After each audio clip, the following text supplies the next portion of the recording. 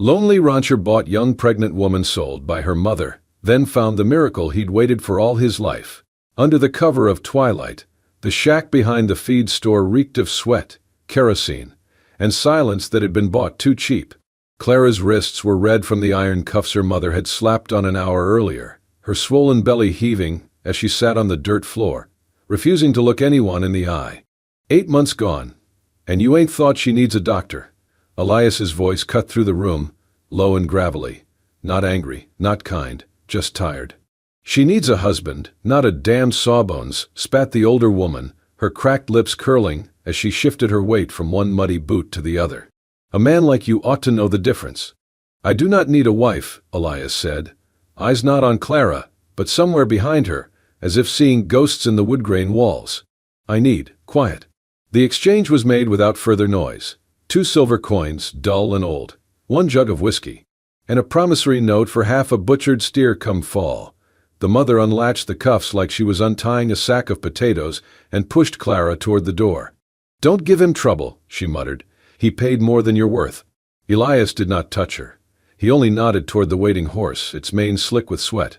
Clara climbed up slowly, her eyes burning, throat sore from not crying.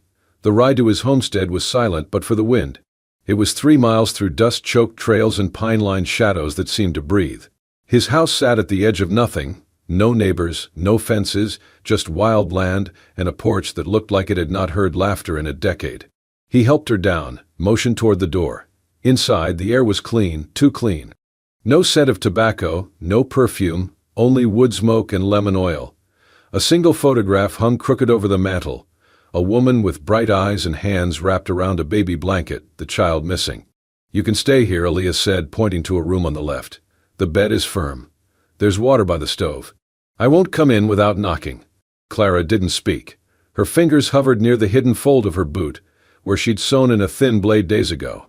She nodded once and stepped inside. The room smelled of lavender and dust, the bed covered in a quilt too fine for the rest of the house. A brush, a mirror, and a pair of unused shoes sat neatly beside the dresser. It was not a prison, but it felt like one. Later that night, long after the coyotes started singing to the stars, Clara lay awake, one hand on her belly, the other wrapped around the hilt of the dagger. The baby kicked. Her breath caught. She listened for footsteps. Nothing, just wind, and the occasional creak of the old beams settling. Around midnight she slipped out from under the quilt, careful not to make the boards groan. The knife was small but sharp. She slid it free and crept barefoot toward the front room. No light, no sound. Her heart beat like a drum in her ears. She moved to the porch. Rain had begun to fall, thin, cold, whispering. She saw him then. Not in bed, not watching her, but kneeling on the wooden boards, oil lamp guttering beside him.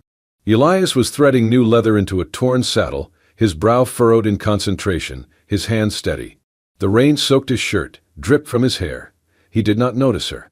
He spoke softly to no one. She always said this place needed mending. She meant more than the fence. Clara stood frozen, the knife hanging useless by her side. He looked up, finally seeing her, and said only, "Could not sleep." She shook her head. He nodded once, then returned to the saddle, stitching through the quiet. Back in her room, Clara hid the knife under the pillow, not out of trust, not yet, but out of something more complex, something that hurt less than fear. In the morning he left bread and blackberry jam on the table. No note, no questions. Just bread and silence. The kind that wasn't heavy, for once, just still. The morning sun spilled through the lace curtains of the room Elias had given her, casting soft golden shadows across the hand-stitched quilt. Clara sat upright, the scent of dried lavender still clinging to the corners, mixing with something older, cedar, faint rose petals, and time. The room had not been changed in years. A hoop of unfinished embroidery sat on the windowsill, thread trailing like a forgotten promise. Beside it, a book of psalms worn thin with use. In the center of the far wall, a portrait hung slightly tilted. A woman, no older than Clara herself, with dark hair pinned neatly and a quiet look in her eyes, not smiling, not sad. Just waiting. Elias never entered the room. Each morning she woke to warm cornbread left outside her door, a kettle already singing on the stove. Some days there were extra firewood bundles neatly stacked, a clean dress mended and folded at the end of her bed. He said little, just nodded when she passed, At night the house was still, the only sound the tick of the mantel clock and the faint crackle of firewood settling into ash. Clara had lived in homes where yelling filled the walls, where hunger paced the floors, where silence was sharp and angry. But this silence was different. It did not watch her with suspicion. It let her breathe. One afternoon, as the wind shifted and clouds gathered low over the valley, a sharp knock startled Clara while she peeled carrots by the open window. Elias opened the door before she could react. A woman in a black bonnet stood outside, mud caked up her boots, her jaw set like stone. "Martha," Elias said, voice even. "I came for eggs," the woman snapped, eyes sliding past him to Clara. "And to see this girl you brought in." Clara instinctively stepped back, the roundness of her belly unmistakable even under the shawl. "Well," Martha hissed, hands on her hips, "ain't she ripe? Barely grown herself and already swelled up like a fall pumpkin." "What's the matter, Elias? Town too quiet without a scandal." Elias didn't move. "She your new pet?" Martha spat. "Didn't take long, did it? After burying your wife, now you bring in some barefoot hussy from the flats. You always did like him young." Clara froze. The knife in her hand trembled slightly. But Elias simply looked at the woman, his jaw set. "You want eggs?" he said. "Take them." He turned, walked into the kitchen, and came back with a small basket. He held it out without a word. Martha snatched it, eyes still burning holes through Clara. "She won't last, you know. Trash never does." Still, Elias said nothing.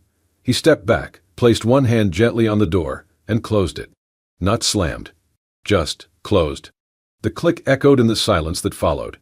Clara stood for a long time after Martha left. Her fingers rested on her belly, the child stirring inside. She waited for Elias to explain, to apologize, to tell her she was not what that woman said. But he didn't. He returned to the porch, took his place on the worn wooden rocker, and began whittling a piece of cedar without looking up. He had not defended her. He had not denied it. He had just shut the door. That night, Clara sat at the edge of the bed, brushing out her hair in front of the mirror. Behind her, the portrait of the other woman, the wife, watched in stillness. Clara whispered to it, almost without meaning to. "He's more afraid of their words than mine." And she realized then he had not bought her to save her. He had bought her because he had stopped believing in his own worth, because ghosts were easier than people, because silence could not accuse him of anything. But she was not a ghost, she was still alive. And her child would be too.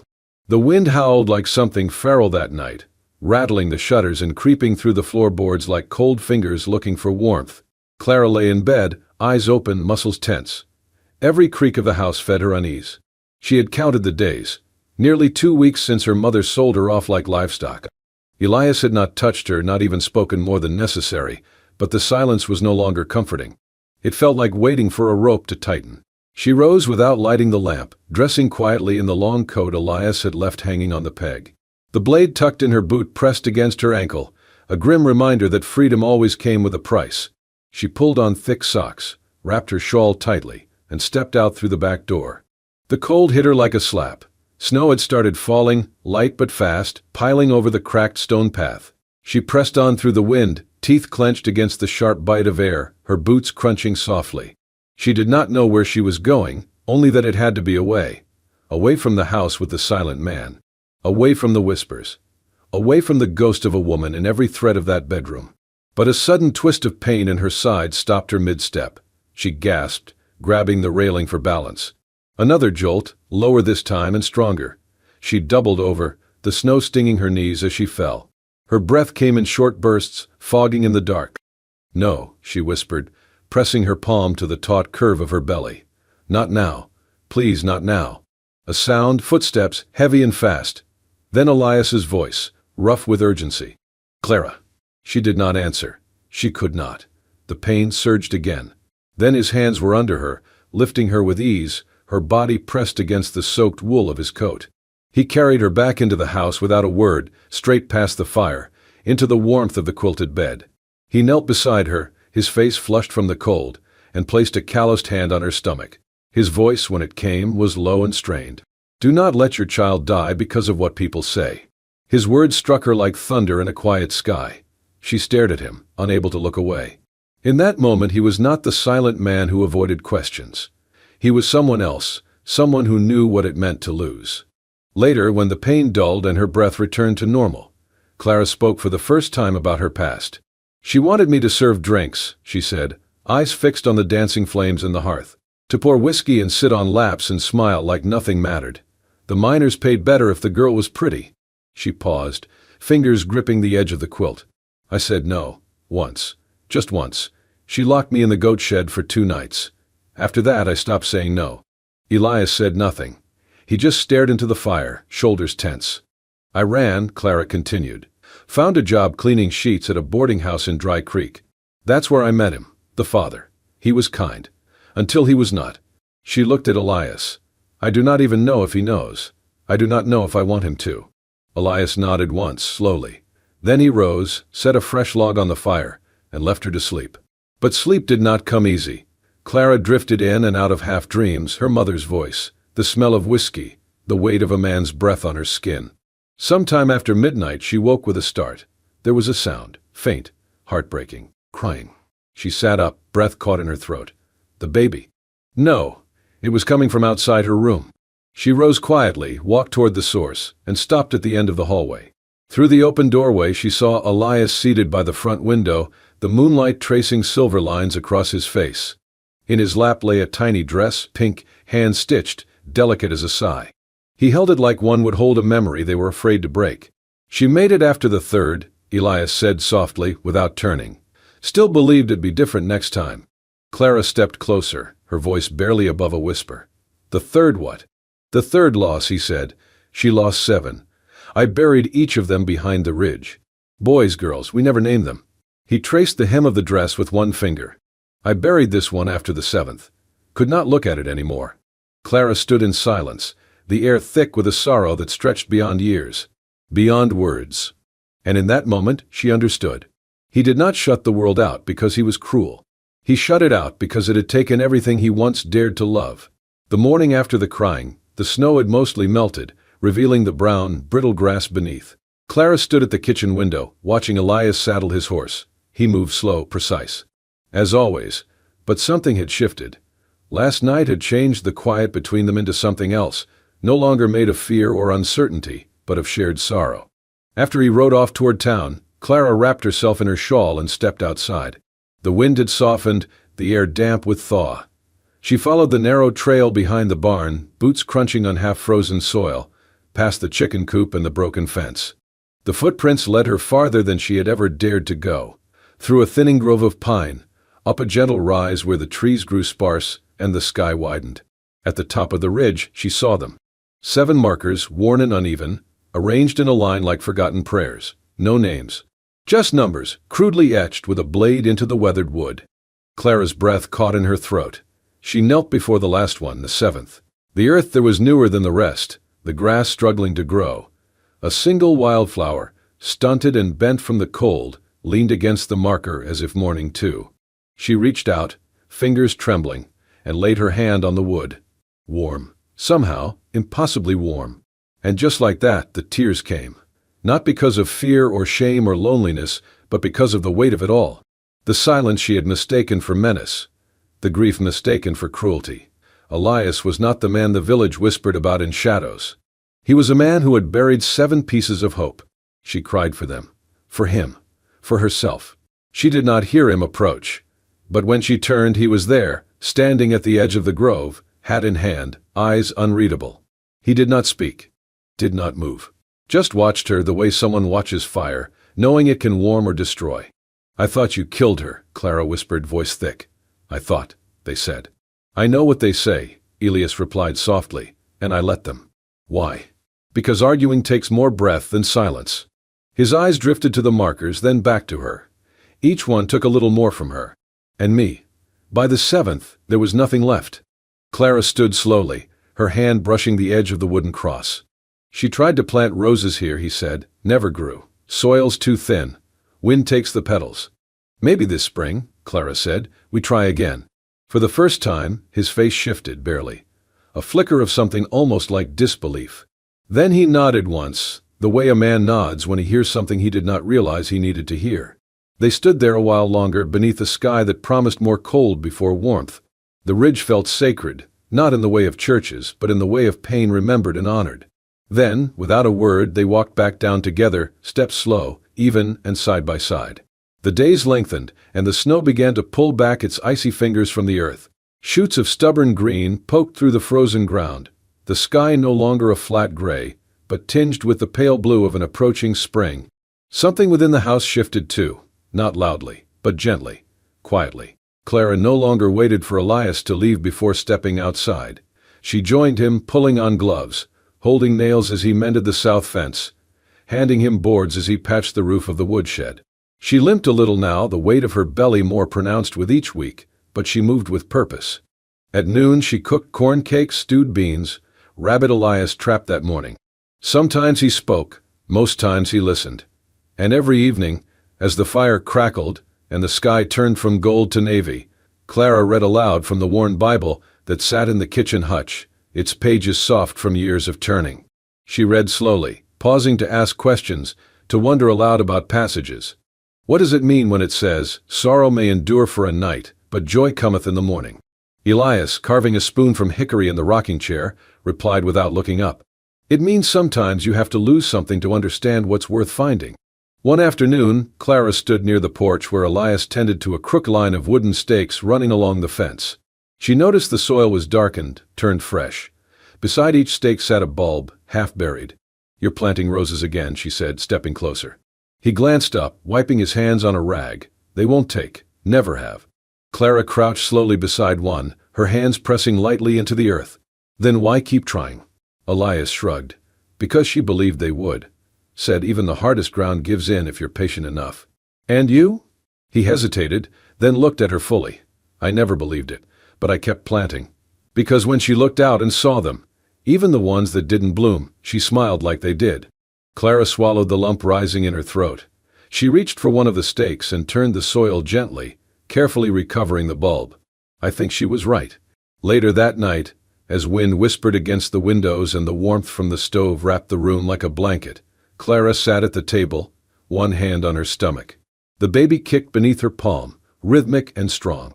"If it's a girl," she said softly, "I'll name her Rose." Elias looked up from his whittling. His eyes met hers, quiet, steady. "She'll be stubborn," Clara added. "She'll grow where no one thinks she can, even if it takes time." Elias set the carving aside and nodded, not quickly, but with weight. "That's a good name," he said, "and a better hope." The silence between them that night was no longer a wall, but something shared, like a field waiting for seeds to bloom. Like the space between heartbeat and breath. For the first time in weeks, Clara did not dream of the mining town, or her mother's fists, or the smell of whiskey on a stranger's coat. She dreamed of sunlight through rose petals, of small hands tugging her braid, of Elias smiling, not just with his mouth, but with his whole face, as a girl with dirt-streaked cheeks chased chickens through wildflowers. And in the dream, the roses bloomed, not perfectly, not all at once, but enough. The wind that night was different, hot, dry, charged with a stillness that made even the coyotes fall silent. The sky above the ridge had turned a bruised shade of purple, and thunder rolled low, like a warning drum from the heavens. Elias stood on the porch, watching the distant mountains. A flash of lightning lit the horizon, followed seconds later by a crack of thunder so sharp it split the sky. Then came the smell, acrid, biting, smoke. Clara was setting dishes on the table when the first curl of haze drifted through the open window. She paused, nostrils flaring. The baby moved restlessly inside her, as if sensing something was wrong. Elias burst through the door. "There's a fire," he said quickly, already reaching for blankets. "Up by Briar Ridge. Wind's bringing it this way." Clara moved to the door, looking out toward the tree line. Flames flickered on the distant slope like angry stars falling to earth. "We need to move," Elias said, shoving cloths into a bucket of water. "The old stone hut, North Trail. It's safe." Clara nodded, her heart racing. But as she turned to grab her coat, a sharp pain stabbed through her spine, forcing her to double over. "Elias," she gasped, clutching the edge of the table. He was at her side in seconds, eyes wide. "It's time," she whispered, panic rising in her throat. "The baby." Another contraction hit, harder this time, stealing her breath. Smoke thickened around them. The fire was coming fast. Elias did not hesitate. He soaked 2 blankets in the bucket, wrapped one around her shoulders and the other around himself. Then, with strong arms, he lifted her as if she weighed nothing, cradling her belly against his chest. "Hold on," he said, and kicked the door open. Outside, the world had turned orange. Ash floated through the air like snow, and the wind screamed across the field, carrying sparks with it. The trail to the stone hut twisted through a narrow ravine, half choked with dry brush, and the flames were hungry. But Elias knew the way. He moved fast, breath coming in short bursts, boots thudding over the dry earth. Clara cried out as another contraction racked her body. "I cannot," she gasped. "I cannot do this." "Yes, you can," Elias gritted. "Just breathe. Hold on to me." The fire was behind them now, but not far. Trees crackled and burst in flame along the ridge. Smoke poured into the trail like a black tide. Clara buried her face into his chest, trying to block the heat, the fear, the pain. Each step jolted her. Each breath tasted of cinders. Then, just as her vision started to fade, they reached it, the old stone hut built into the hillside, part root cellar, part memory. It had once been a birthing place too, long ago, when hope had lived inside it. Elias kicked the door open, carried her in, and set her down on the straw-strewn floor. The walls were cool, thick, untouched by fire. He worked fast, laying her on the blankets, fetching water from the barrel stored inside, lighting a small oil lamp. Outside, the fire roared, but the stone muffled the sound to a distant thunder. Clara screamed as another wave hit. Her body buckled. She clutched Elias's hand, nails digging deep. "I am scared," she whispered. "So am I," he said, kneeling beside her. "But you are not alone." Hours passed, or maybe only minutes. It was hard to tell. Pain bled into pain. Elias wiped her brow, whispered encouragement, held her hand through every groan and cry. He had seen death come through childbirth 7 times before. But this time he fought it. He fought it for her. Finally, a silence. Then a final cry, sharp, raw, and undeniable. And then, over the sound of wind and crackling brush, came another cry. High-pitched, new, alive. A baby's wail filled the hut. Clara gasped, body shaking. Tears streamed down her face. Elias cradled the small, red bundle in his arms, wrapped it tight in cloth, and handed her over. "A girl," he whispered. Clara laughed and cried at once, taking the child into her arms. "Rose," she said. "She's Rose." Outside, the fire began to die. Inside, life had begun. The first light of dawn seeped through the cracks in the stone walls, soft and golden, carrying with it the scent of scorched earth and new life. The fire had moved on during the night, its fury reduced to distant smoke trails rising on the horizon, but its memory still lingered in the air, clinging to skin and breath like a shadow. Inside the hut, however, something brighter had taken root. The baby's cries rang out again, fierce, unrelenting, full of breath and new purpose. It was not the whimper of something fragile, but the cry of something determined to live. It echoed off the stone walls like a hymn, a sound no one had heard in that place before, not for 10 long years, and it shattered the weight of that silence in a single moment. Elias knelt beside Clara, his hands stained with soot and blood, his shoulders trembling not from fear, but from something far more vulnerable, relief. His chest rose and fell in uneven gasps, as if he too had been reborn with the child. He looked down at Clara, who held the newborn to her chest with shaking arms, her face pale with exhaustion and glowing with wonder. There was dirt on her cheeks, sweat on her brow, but her eyes were blazing. The baby, slick with the mess of arrival, squirmed and rooted blindly, searching for warmth, for milk, for a voice she recognized. Her fingers curled in the air like petals unfurling in the sun. Clara looked up at Elias through tears that had yet to dry. "She's strong," she whispered, her voice catching in her throat. "She's loud," Elias replied hoarsely, a ghost of a smile tugging at the corners of his mouth. The lines in his face softened for a fleeting second, making him look almost young again, like the man he might have been, long ago, before sorrow carved its name across his back. He reached out, his hand unsteady, slow, as if approaching something sacred. With a trembling fingertip, he brushed the baby's cheek. Her skin was soft, impossibly soft, like silk warmed by firelight. She blinked, eyes still cloudy with the blur of birth, and let out a yawn so small, so human, it broke him open. "Rose," he murmured. "She'll be Rose." Clara cradled the infant tighter, her lips pressed to the child's damp hair. "You named her?" "No," Elias said quietly. "You did. I just believe it now." He shifted, his body sagging with the weight of what had just passed, and leaned heavily against the stone wall. The smoke had begun to creep in through the cracks again, thin, pale, almost forgotten, but it clung to them still. Elias's face, streaked with soot, turned gray. His lips were cracked, his eyes dulled. Clara's smile faded. Elias? He did not answer. Elias, she said again, louder this time, urgency climbing her spine. The baby whimpered at her chest, sensing the change. Still nothing. She reached for him with a trembling hand, her fingers closing around his forearm. It was limp, too limp. He slumped sideways, collapsing to the floor like a marionette with its strings cut. No, no, Elias, she cried, shifting Rose into the crook of her arm and dragging herself toward him. Her knees scraped the stone, her heart pounded so loud it drowned out thought. Look at me. You stay with me. Do you hear me? He did not move. She pressed her ear to his chest, her breath held so tight it hurt. There, a sound. Faint, shallow, but there. Please, she whispered, pressing her forehead to his shoulder. Please, don't leave. Not now. Not when she's here. She shook him once, twice. Still nothing. And then, Rose cried. A piercing, angry wail that ripped through the air like thunder. It was not fear or hunger. It was insistence. A call back to life. Elias gasped. His chest rose sharply, then fell. Another breath. Rough, rasping, but alive. His eyes fluttered open, unfocused at first. Then they found Clara's face. She's got lungs, he croaked. Clara laughed, the sound breaking halfway into a sob. So do you. He smiled faintly, his eyelids fluttering closed again. Guess. I'll need them. Outside, the fire smoldered into memory. The smoke lifted.